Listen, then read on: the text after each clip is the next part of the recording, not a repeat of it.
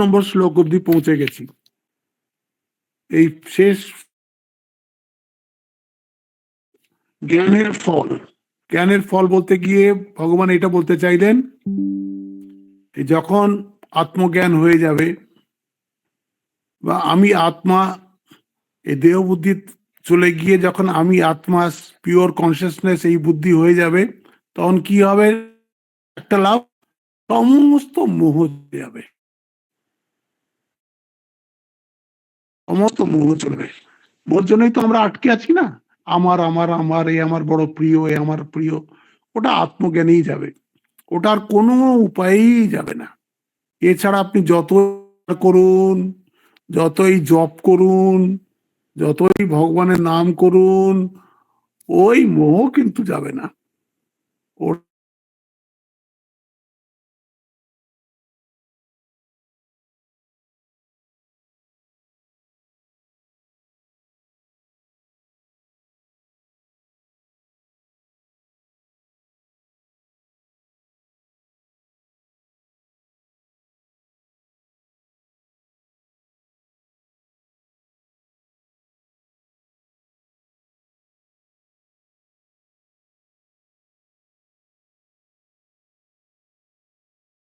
তখন অর্জুনের বলা, তখন অর্জুন তার চাঁদের দিকে তাকিয়ে দেখলেন সেখানে এক আনন্দের মধ্যে অভিমন্যু রয়েছে। চিৎকার করছেন, বাবা বাবা, এই যে আমি তোর বাবা, এখানে তুই তো বড় আনন্দে আছিস, কিন্তু আমি যে বড় দুঃখে আছি। ওখান থেকে সে বলছে, কে বাবা, কার বাবা? তোমরা আমাকে সব ডিস্টার্ব করো না, আমি কার, কেউ আমার বাবা নয়, কেউ নেই। বলে সে আবার মিলিয়ে গেল।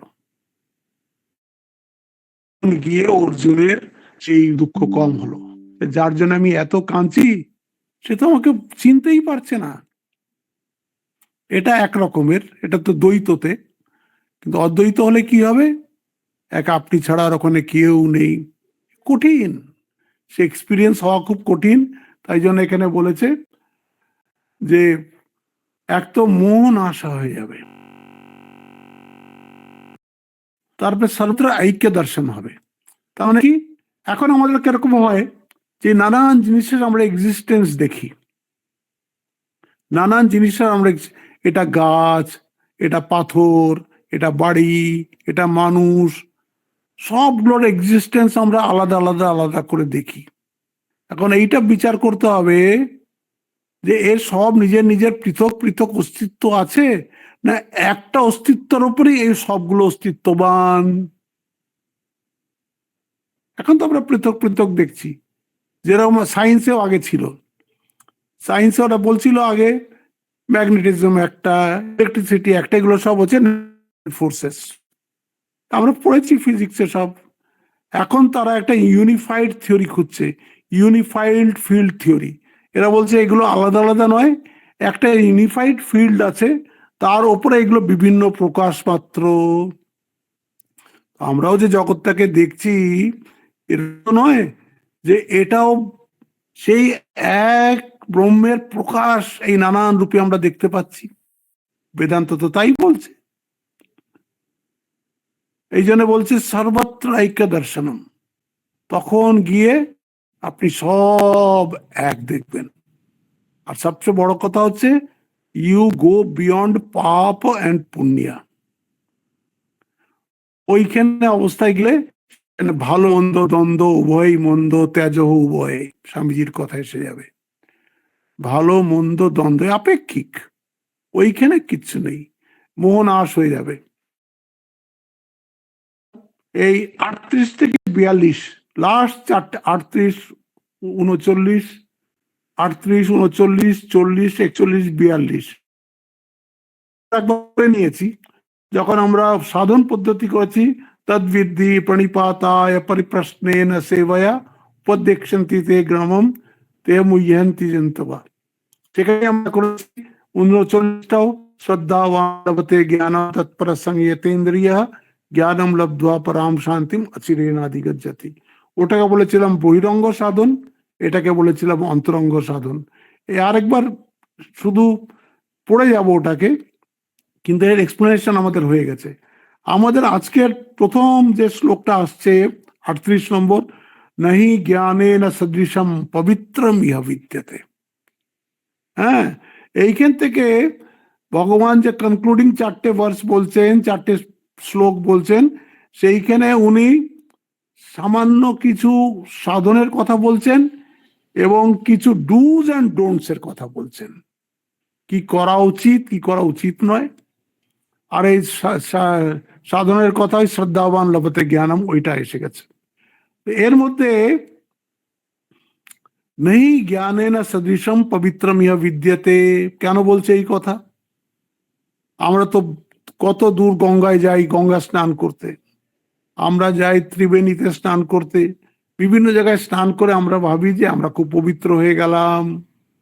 অবশ্য এটা একটা পবিত্র হওয়ার একটা সাধন বটে, কিন্তু এই পবিত্রতা বেশিক্ষণ থাকে না।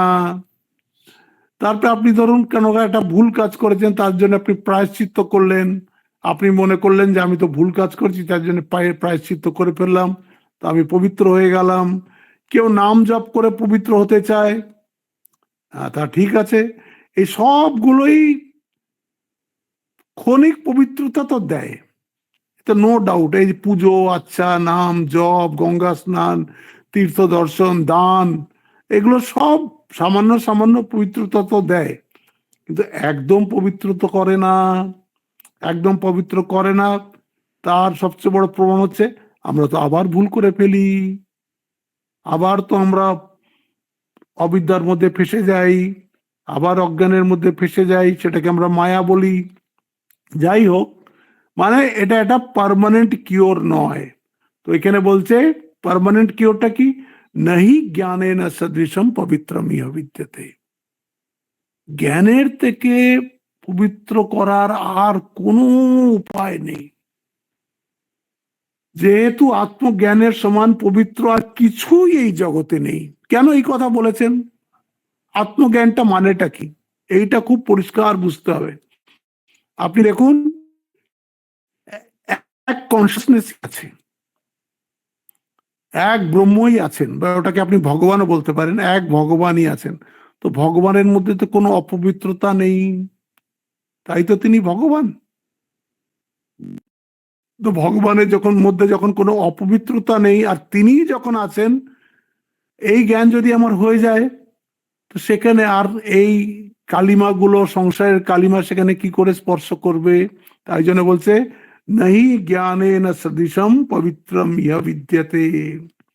হুম, সবচেয়ে মুশকিল হচ্ছে আমাদের যে বেসিক প্রবলেম, আমাদের যে আমাদের যে মূলে যে প্রবলেম, সেটা হচ্ছে কি, আমার অবিদ্যা তো রয়েই যাচ্ছে, অবিদ্যা রয়ে যাচ্ছে, অজ্ঞান রয়ে যাচ্ছে, বাসনা রয়ে যাচ্ছে, জীব বুদ্ধি রয়ে যাচ্ছে, জীবত্ব রয়ে যাচ্ছে, দেহ বুদ্ধি রয়ে যাচ্ছে, এগুলো তো যাচ্ছে না। এগুলো কি করে যাবে? তখন প্রশ্ন আসে কি করে যাবে? তখন বলছে ওই জ্ঞানেই যাবে। নাহি সদৃশ, নাহি জ্ঞানে না সদৃশম। ওই পিওর কনসিয়াসনেসে যখন আপনি পৌঁছবেন, তাতে যখন আপনার স্থিতি হবে, তখন আপনার সমস্ত যত পলিউশন আছে, যত কিছুকে আপনি আমি বলে মনে করছেন, সেই সমস্ত উপাধিগুলো চলে যাবে। সমস্ত উপাধি আপনি একদম নিরাভরণ হয়ে একদম ওই আত্মার সঙ্গে এক হয়ে যাবেন। তৎস্বয়ং যোগ সংসিদ্ধি। বলে কি করে আমি এটা বুঝতে পারবো? হুম, বলছে তুমি সবচেয়ে প্রথমে এই কর্মযোগ করো, কর্মযোগ করে চিত্তশুদ্ধি করো, চিত্তশুদ্ধি করে তারপরে আত্মজ্ঞানের পাওয়ার জন্য লেগে যাও। আর যখন তুমি আত্মজ্ঞানে পৌঁছবে, তখন তুমি নিজেই বুঝে যাবে। বলছে কবে হবে? কালে না আত্মনি বিন্দতি। সময় যখন হবে, যখন তোমার সাধনা পুরো হবে, তখন তুমি ঠিক বুঝতে পেরে যাবে। হুম, করতে হবে না। ওই চিত্তশুদ্ধি হলো গুরুর কাছে তাই বলছে সব কিছু সময় সাপেক্ষ, সব কিছু সময় সাপেক্ষ। ওরকম অ্যাপ্লাই করে, এটা তো খুব ভালো, কিন্তু অ্যাপ্লাই করতে গিয়ে একদম আটকে যায়, কিছুতেই হয় না। কেন? কারণ আমরা তো ওই প্রসেসের মধ্যে দিয়ে আসিনি। একটু বেদান্ত শুনেছি বটে, কিন্তু ওই প্রসেসের মধ্যে দিয়ে আসতে হবে। প্রসেসটা কি? চিত্তশুদ্ধি। চিত্তশুদ্ধি মানে মনের মধ্যে যে কাম, মোহ, মদ, মাৎসর্য যেগুলো আছে, এগুলোকে আগে ধুয়ে মুছে পরিষ্কার করতে হবে। কেউ কেউ বলতে পারে সে তো কয়েক জন্মর ব্যাপার। হ্যাঁ, তো কয়েক জন্মই লাগবে। আবার ঠাকুরের ইচ্ছে হলে এক জন্মেও হতে পারে, ঠাকুরের ইচ্ছে হলে এই মুহূর্তেও হতে পারে। এই জন্য কতদিন লাগবে কি লাগবে ওটা না ভেবে আমাদেরকে কি চিত্তশুদ্ধির জন্য লেগে থাকতে হবে। সাধন মনে হচ্ছেই চিত্তশুদ্ধি। সে আপনি গুরুর কাছে গিয়ে মন্ত্র নিয়ে যদি মন্ত্র জপ করেন, সেটাও একটা সাধন। যদি আপনি কোনো ভালো কাজ করেন, সেটা সাধন। সব সাধনের উদ্দেশ্য হচ্ছে স্পিরিচুয়াল ইভলভমেন্ট। এই সব করে আমরা আস্তে আস্তে আস্তে আস্তে উপরের দিকে আমাদের জীবনের গতি হবে। এই জন্য এখানে তাই বলে দিলেন যে তোমাদের জ্ঞান ছাড়া উপায় নেই, জ্ঞান লাভ তোমাকে করতেই হবে। আপনি দেখুন না, আমাদের যে শাস্ত্র, এই সনাতন শাস্ত্র, এটা কোনো জিনিস কারোর উপরে চাপিয়ে দেয় না, তোমাকে এটা করতেই হবে। যেমন অন্য অন্য ধর্মে বলে এটা যদি তুমি না করো তাহলে তুমি বাঁচবার যোগ্য নয়। আমাদের এখানে এটা বলে না, এটা বলে মানুষ পরমাত্মাই না, মানুষ ভগবান ছাড়া আর কিছুকে চাই না। কি করে আপনি বলছেন মানুষ ভগবানকে চায়? আমি তো ভগবানকে বিশ্বাস করি না। আপনি কি করে বললেন মানুষ ভগবান ছাড়া আর কিছু চায় না? আচ্ছা, তুমি মরতে চাও? তার বলতে হবে না, মরতে চাই না। সুস্থ হয়ে বেঁচে থাকতে চাও? হ্যাঁ, সুস্থ হয়ে বেঁচে থাকতে চাই। কতদিন থাকতে চাও? কতদিন আবার কি, এরমই থাকতে চাই, অমর হয়ে থাকতে চাই, কিন্তু সুস্থ থাকতে চাই। শুধু তাই নয়, অজ্ঞানীও থাকতে চাই না।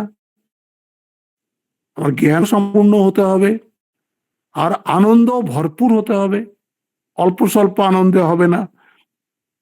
বলে তাহলে তো তুমি সচ্চিদানন্দকেই চাইছো, তুমি সৎ হতে চাইছো, সবসময় থাকতে চাইছো, চিত হতে চাইছো, জ্ঞান হতে চাইছো, আবার আনন্দও চাইছো। তো ভগবান কি? ভগবান তো সচ্চিদানন্দ। মানে তুমি জানো আর না জানো, তুমি সচ্চিদানন্দকেই চাইছো। আমরা এই তিনটে জিনিসই তো চাই। মরতে কেউ চাই না, বুড়ো কেউ হতে চাই না, একদম জোয়ান সুন্দর, হ্যাঁ, মানে হেলদি এরকম থাকতে চাই, যতদিন থাকতে চাই। আবার জ্ঞানও চাই, আবার আনন্দও চাই। তো সবাই তো সচ্চিদানন্দই হতে চাইছে। তো ওই জন্যে এটা একমাত্র তখনই হবে, শরীর তো বুড়ো হবে, সেই আত্মার জ্ঞান হচ্ছে না, জ্ঞানও আপনার লিমিটেড হচ্ছে, আনন্দও আপনি এই বিষয়ের মধ্যে খুঁজছেন, তা আপনার আনন্দ পুরো হচ্ছে না। এই জন্যে আপনাকে বারবার বারবার ওই দিকে ছুটে যাচ্ছেন, কিন্তু পাচ্ছেন না। পাচ্ছেন না কেন? যে ভগবান সর্বভূতে রয়েছেন, তিনি আমার অন্তরেও রয়েছেন, তাকে আমি এখানে না খুঁজে এই বাইরে খুঁজে খুঁজে বেড়াচ্ছি। ডাক্তারকে দিয়ে শরীর ঠিক রাখার চেষ্টা করছি, বই পড়ে নলেজের চেষ্টা করছি, আর বিষয় আনন্দের চেষ্টা করছি, যখন কি এই তিনটেরই সোর্স আমার ভেতরেই আছে। তাই জন্য বলছে, এটাকেই বলছে, নহি জ্ঞানেন সদৃশম পবিত্রম ইহ বিদ্যতে তৎস্বয়ং যোগ সংসিদ্ধম। হ্যাঁ, এটা যোগ সংসিদ্ধ। তুমি কর্মযোগ দিয়ে শুরু করো। হ্যাঁ, কালে নাতি বিদ্যতি, আস্তে আস্তে কালে তোমার সেই জ্ঞান হয়ে যাবে। এটা হয়ে গেল 38 নম্বর শ্লোক। এই শ্লোকটা তো আমাদের হয়েই গেছে। শ্রদ্ধাবান লভতে জ্ঞানম তৎপর সংযতেন্দ্রিয় জ্ঞানম লব্ধ্বা পরাম শান্তি মচিরেনা অধিগচ্ছতি। এটা তো আমরা বলেই দিয়েছি। বলছে এই তিনটে জিনিস দরকার। শ্রদ্ধা, শ্রদ্ধাবান লভতে জ্ঞানম তৎপরা। শুধু শ্রদ্ধা থাকলেই হবে না, লেগে পড়তে হবে ওটার জন্যে। আর শ্রদ্ধাবান লভতে জ্ঞানম তৎপরা, আর শুধু লাগলেই হবে না, ইন্দ্রিয়গুলোকে সব বশের মধ্যে রাখতে হবে। বলছে শ্রদ্ধাবান যদি আলস্য পরায়ণ হয় তবে হবে না। গুরু বেদান্ত বাক্যে অটল বিশ্বাস রূপ শ্রদ্ধা থাকা চাই। সঙ্গে সঙ্গে অনলস হইয়া গুরু উপাসনাদি ব্যাপারে তৎপর হওয়া চাই। এরূপ ব্যক্তিও যদি ইন্দ্রিয় সংযম না করেন তবে জ্ঞান লাভ করিতে পারে না। এই জন্য শুধু শ্রদ্ধায় হবে না, অনলস হইয়া তৎপর হইতে হইবে। ইহাতেও হইবে না, কিন্তু শ্রদ্ধা ও তৎপরার সঙ্গে ইন্দ্রিয় সংযম থাকা চাই। এই তিন উপায় আশ্রয় করিলে জ্ঞানেচ্ছু শীঘ্রই দুঃখ নিবৃত্তি ও পরমানন্দ প্রাপ্তি রূপ মোক্ষ লাভ করিবেন। হ্যাঁ, দীপ যেমন অন্য সাহায্য না লইয়া অন্ধকার হ্রাস করে, সেই রূপ অন্য সাধনার অপেক্ষা না করিয়া আত্মজ্ঞান একেবারেই অবিদ্যা বা অজ্ঞান দূর করে। আত্মজ্ঞান চাই, শেষমেশ আমরা ওখানেই যাচ্ছি। হ্যাঁ, এটাই উপনিষদের কথা, এইটাই গীতার কথা, আর এটাই শেষ কথা, যে তুমি তোমার স্বরূপ সম্বন্ধে সজাগ হও, স্বরূপ সম্বন্ধে সজাগ হও। তো আমরা এখন কি স্বরূপ সম্বন্ধে চিন্তাই করতে পারছি না, কারণ আমরা এত বেশি দেহর মধ্যে আসক্ত। দেহ থেকে আলাদা যে কোনো তত্ত্ব আমার দেহের মধ্যেই আছে সেটা আমরা কিছুতেই করতে পারছি না।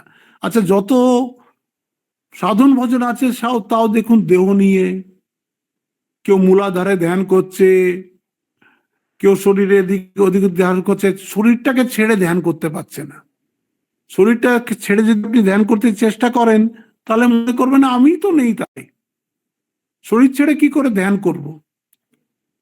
এই জন্যে প্রথম আমাদের ওই শরীরকে সাপোর্ট নিয়েই ধ্যান করতে হবে, শরীরের সাপোর্ট নিয়ে ধ্যান করতে হবে। কিন্তু এইটা বুঝতে হবে, শরীর কিন্তু আত্মা নয়, আত্মা একদম আলাদা। Conscious is different, matter is different, একদম আলাদা। It is not the part, product or property of matter. এটা ম্যাটারের পার্টও নয়, ম্যাটারের গুণও নয়, ম্যাটার দ্বারা তৈরিও নয়, এ সেপারেট এন্টিটি।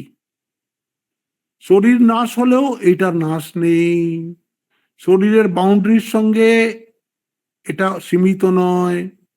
আবার সবচেয়ে বড় কথা, এই পঞ্চ ইন্দ্রিয় দ্বারা তাকে ধরা যায় না।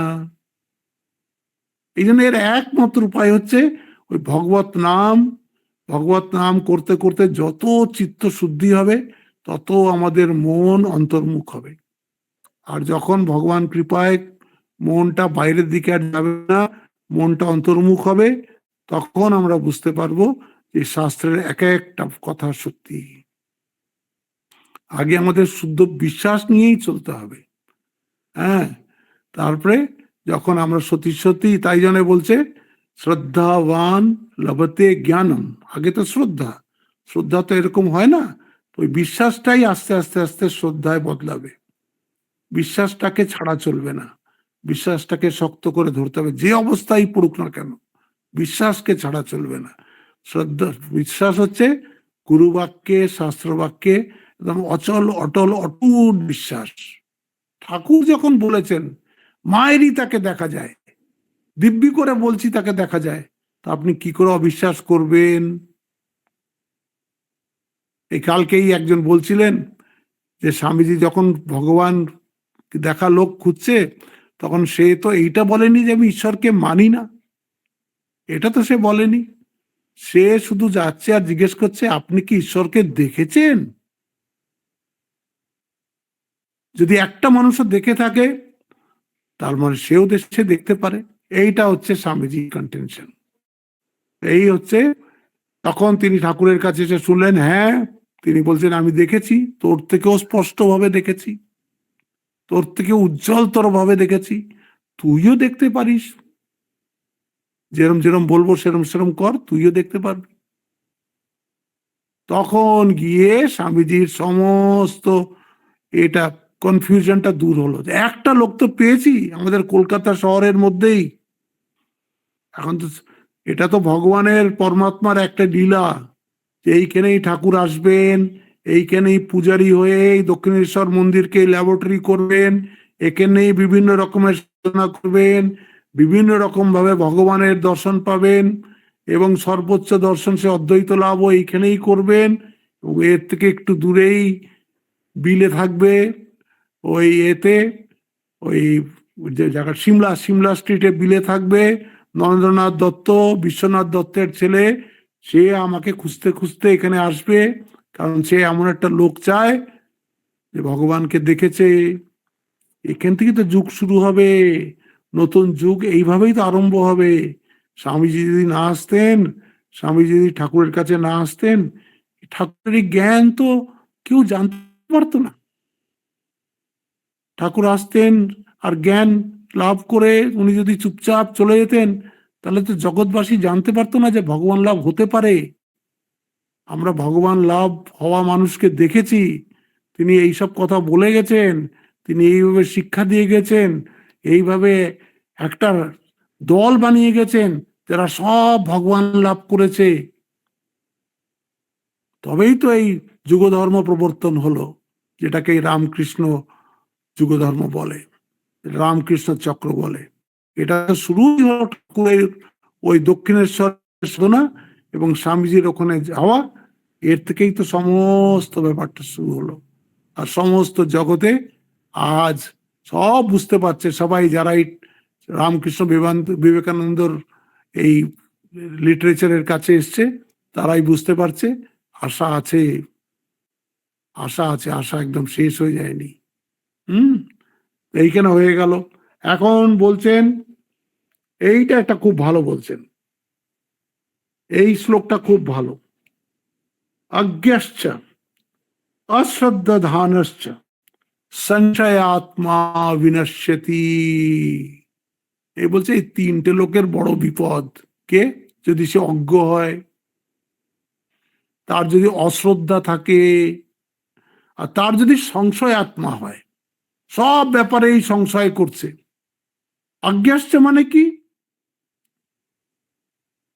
সে শাস্ত্র পড়েও নি, শোনেও নি, একটু একটু শুনেও থাকলে বিশ্বাস করেনি, কোনো সৎসঙ্গ করেনি, কোনো চেষ্টাও করেনি। সে শুধু একটা ইট ড্রিঙ্ক অ্যান্ড বি মেরি, এই ফিলোসফি নিয়ে যে জীবন কাটাচ্ছে। এর বাইরে যে কোনো জগৎ আছে সেটা সে জানতেই পারলো না। তাদের বলা হচ্ছে অজ্ঞাশ্চ, একদম অজ্ঞ। তাদের হচ্ছে শুধু এই সংসার, আর শুধু তাদের শরীর, এবং ওই শরীর সম্বন্ধে যারা, তারা ব্যাস, এর বাইরে তারা যাবে না। তারপরে বলছে অশ্রদ্ধা ধান আসছে, যার শ্রদ্ধা নেই, তাহলে শ্রদ্ধা নেই তো তাকে বললেও সেটা উপদেশটা সে নেবে না, কারণ তার তো শ্রদ্ধা নেই। সে বলছে তারা উপদেশ পেয়েও তাদের কোনো শ্রদ্ধা নেই।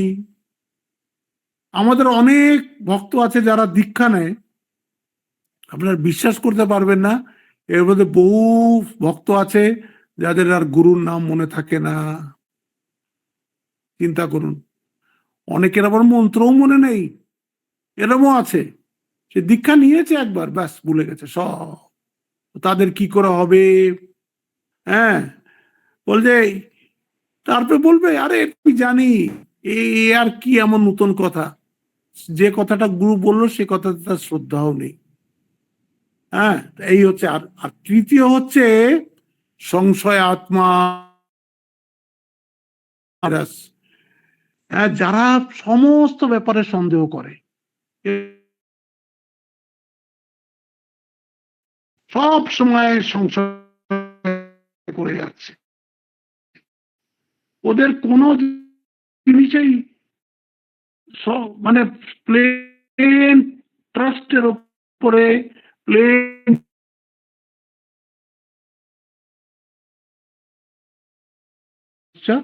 संशय आत्मा विनश्यति, नायम लोको अस्ति, न परो न सुखम সংশয় আত্মনঃ।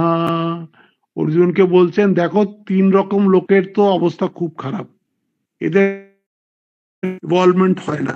1 নম্বর হচ্ছে অজ্ঞ, তারপরে দ্বিতীয় হচ্ছে অশ্রদ্ধ, শ্রদ্ধা নেই, আর তৃতীয় হচ্ছে সংশয় আত্মা। তার মধ্যে বলছে সংশয় আত্মা। সংশয় আত্মা ঠিক করে সুখও ভোগ করতে পারে না। সংশয় আত্মা ভালো করে একটা খাবার দিলেন সেটাকেও খেতে পারে না, এটা এনজয় করতে পারে না।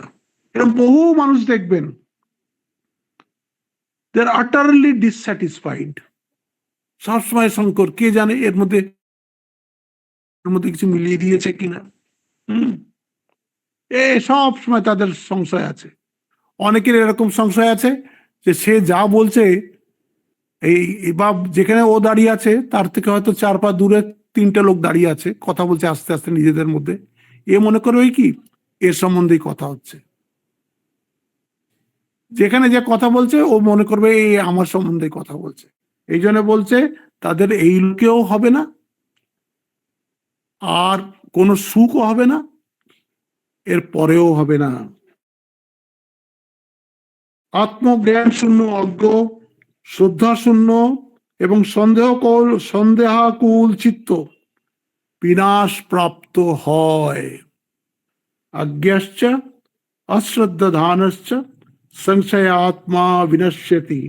সংশয়াত্মার না আছে ইহলোক, না আছে পরলোক, না আছে সুখ, কোনোটাই নেই। এই জন্য এটা খুব ডেঞ্জারাস। কি বলে, এই 3টার থেকে বাঁচতে হবে, অজ্ঞশ্চ অশ্রদ্ধানশ্চ আর সংশয়াত্মা। এটা এই 3টেই স্পিরিচুয়াল লাইফের জন্য খুবই একদম ডিগ্রেডিং। তারপরে বলছেন যোগ সন্ন্যস্ত কর্মাণম জ্ঞান সংচ্ছিন্ন সংশয়ম। কর্ম সন্ন্যস্ত কখন হয়ে যাবে? যখন তুমি যোগের মধ্যে যাবে, যখন তুমি বুঝবে তুমি আত্মা, তুমি তো অক্রিয়, তোমার মধ্যে তো কোনো কর্মই নেই। তখন বলেছিলাম জীবত্ব, কর্তৃত্ব, ভোক্তৃত্ব এগুলো যতক্ষণ যাচ্ছে না, যেই আত্মজ্ঞান হবে তখন কর্তৃত্ব, ভোক্তৃত্ব, জীবত্ব সব চলে যাবে। তখন কি হবে? যোগ সন্ন্যস্ত কর্মাণম। তখন সমস্ত কর্মের থেকে আপনি হয়ে যাবেন, সন্ন্যাস হয়ে যাবে, কর্ম সন্ন্যাস হয়ে যাবে। কর্ম করেও আপনি আর কর্ম করছেন না। তারপর জ্ঞান সংচ্ছিন্ন সংশয়ম। এই জ্ঞান হলে সমস্ত সংশয় চলে যাবে। আত্মা সম্বন্ধে যত রকম, কেন আত্মা সম্বন্ধে আমাদের কোন রকম ধারণাই হচ্ছে না, কিন্তু আত্মা সম্বন্ধে যেই আমাদের জ্ঞান হয়ে যাবে তখন জ্ঞান সংচ্ছিন্ন সংশয়, সমস্ত সংশয় একদম চলে যাবে, একদম চলে যাবে। আত্মবন্তম না কর্মাণি, এরকম যে আত্মবেত্তা পুরুষ তার কোনো কর্ম নেই, কোনো কর্ম নেই। সে কর্ম করলেও কোনো কর্ম করছে না। নিবধ্নন্তি ধনঞ্জয়া। সে আর এই কি বলে কর্মের যে বাঁধনের ক্ষমতা আছে তাকে আর মানতে পারে না, কারণ তখন সে একদম প্রকৃতির থেকে আলাদা হয়ে গেছে। যোগ সন্ন্যস্ত কর্মাণম জ্ঞান সংচ্ছিন্ন সংশয়ম আত্মবন্তম ন কর্মাণি নিবধ্নন্তি ধনঞ্জয়া। এইবার শেষ শ্লোক আসছে, তস্মাৎ অজ্ঞান সম্ভূতম হৃৎসম জ্ঞান সিনাত্মনা। এই জন্যে তুমি জ্ঞান সম্ভূত হও, তুমি জ্ঞান লাভের চেষ্টা করো। হৃৎসম জ্ঞান সিনাত্মনা, হৃদয়ের মধ্যে যে অজ্ঞান আছে এটা জ্ঞান অসি দ্বারা কাটো। জ্ঞান দ্বারাই অজ্ঞান যাবে, আর কোনো উপায় যাবে না। অন্ধকার ঘরের মধ্যে আপনি যদি বলেন অন্ধকার যাবে কি করে, আপনি ওখানে জোরে জোরে চিৎকার করলেও অন্ধকার যাবে না, ওখানে ধ্যান করলেও অন্ধকার যাবে না, ওখানে যোগাসন করলেও অন্ধকার যাবে না। আলো আনতে হবে, আলো এলেই ওই অন্ধকার চলে যাবে। তস্মাদ অজ্ঞান সম্ভূতম হৃৎস্বম জ্ঞান সিনাত্মনা ছিত্বৈনম সংশয়ম যোগম। সমস্ত সংশয়কে ছিন্ন করে দাও, কেটে দাও। যোগমাতিষ্ঠ ভারত, তুমি যোগের উপরে তিষ্ঠ হও, এই যেখানে সুন্দর বলেছেন। অতএব হে অর্জুন, অবিবেক জাত হৃদয়স্থ এই আপন সংশয় রাশিকে জ্ঞান খড়গে ছেদন যোগ অনুষ্ঠান করো। কর্মযোগ অনুষ্ঠান মানেটা কি? আমি অক্রিয়, আমি অক্রিয়, যে আমার ভেতরে আছেন, সেটাকে আপনি বেদান্তের ভাষায় চৈতন্য বলতে পারেন, ভক্তের ভাষায় ভগবানও বলতে পারেন। তিনি কর্ম করছেন, তিনি কর্ম করছেন, আমি অক্রিয়।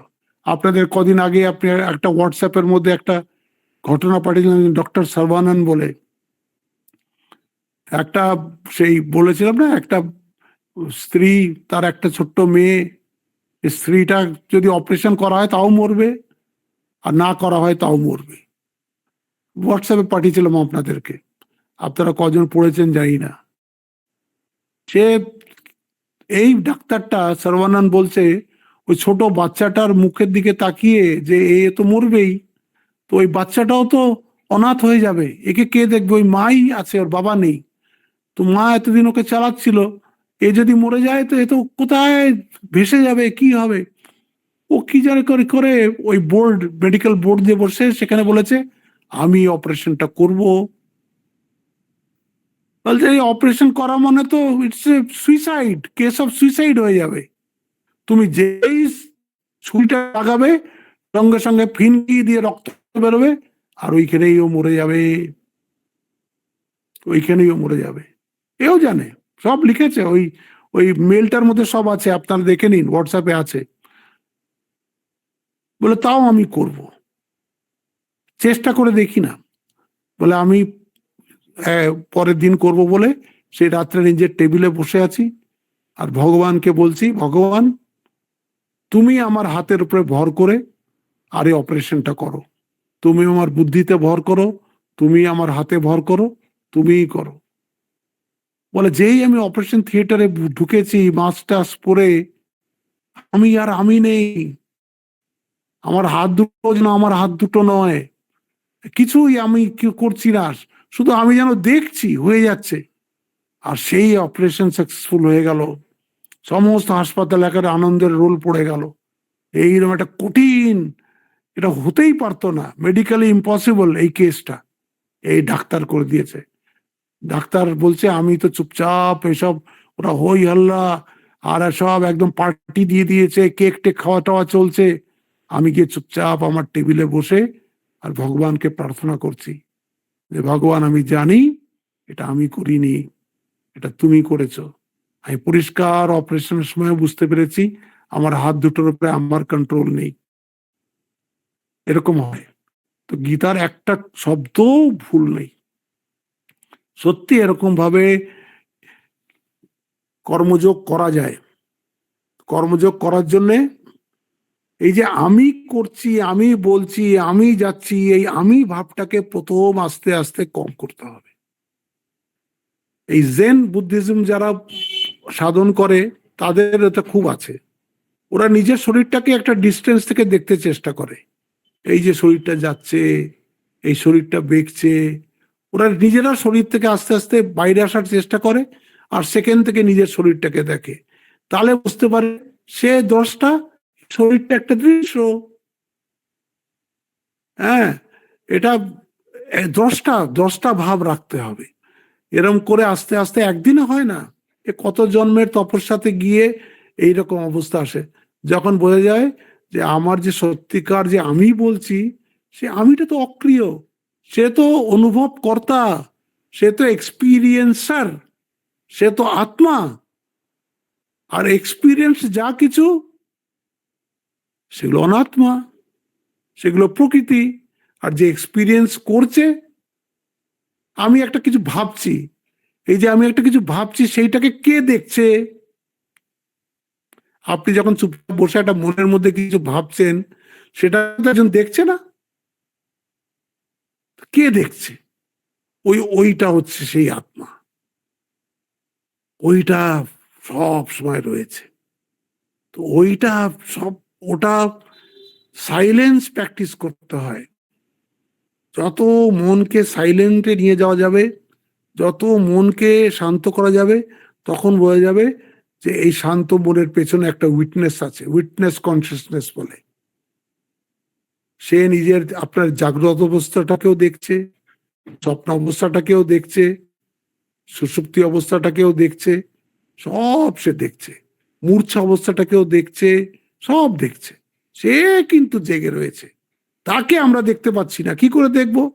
সেটা তো উইটনেস কনসিয়াসনেস, বিজ্ঞাতা আর আমারে কে না বিজানিয়াত। কিন্তু আস্তে আস্তে আস্তে আমরা যদি পিছোতে থাকি, এই শরীরের সঙ্গে যদি সম্বন্ধ কাটে, ইন্দ্রিয়ের সঙ্গে যদি সম্বন্ধ কাটে, মনের সঙ্গে যদি সম্বন্ধ কাটে, বুদ্ধির সঙ্গে যদি সম্বন্ধ কাটে, তাহলে আস্তে আস্তে আস্তে আস্তে ভগবানের দয়ায় যখন নেতি নেতি নেতি নেতি করে সব কাটবো, তখন এক জায়গায় গিয়ে দাঁড়াবো। সেইটাই হচ্ছে পরম পদ।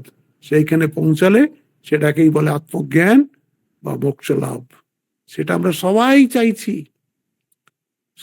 চাইছি, কিন্তু সেটার জন্য যে সাধন চাই, সেই সাধনটাই কম পড়ে যাচ্ছে। ওই সাধনটা যাতে বেশি করে হয়, সেটাই আমাদের চেষ্টা করা উচিত। আজকে আমি এইখানেই শেষ করছি। এই অধ্যায়টা শেষ হয়ে গেল। পরের সোমবারে আমি এটার একটা সামারি দিয়ে দেবো। চতুর্থ অধ্যায়টায় কি পড়া হলো একদিন একটা সামারি দিয়ে, আর মঙ্গলবার থেকে পঞ্চম অধ্যায় শুরু হবে। আজ এখানেই শেষ করছি। আর একটা কথা আমি বলতে চাই, আপনারা কতজন শুনছেন আমি জানি না। কেউ কেউ আমাকে কমপ্লেন করেছে, ফোনে বলেছে যে মহারাজ আপনি বলে যাচ্ছেন ঠিক কথা, কিন্তু আমাদের অনেক প্রশ্ন থেকে যাচ্ছে, সে প্রশ্ন উত্তর আমরা পাচ্ছি না।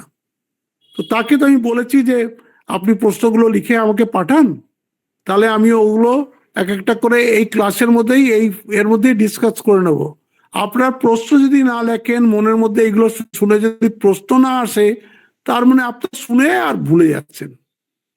হ্যাঁ, ওরম করলে আর তো গীতা পড়ার কোনো লাভ নেই। গীতা তো আমাদের বেসিক প্রবলেমে হিট করছে।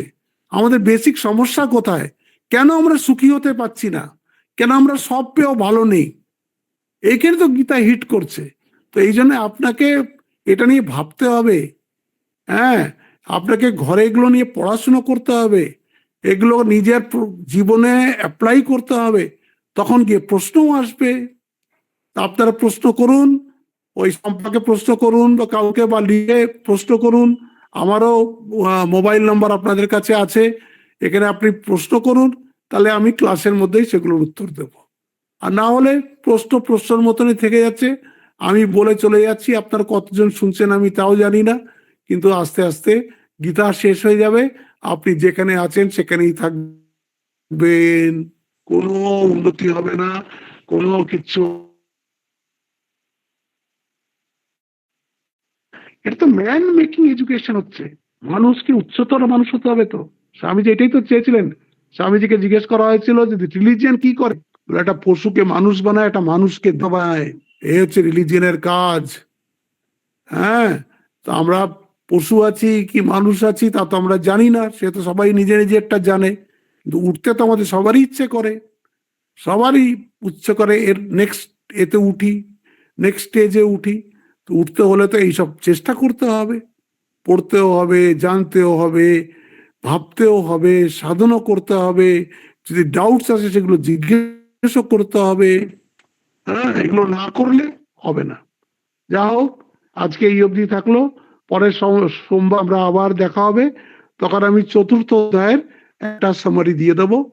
আর মঙ্গলবার থেকে পঞ্চম অধ্যায়, সেটার নাম হচ্ছে কর্মসন্ন্যাস যোগ।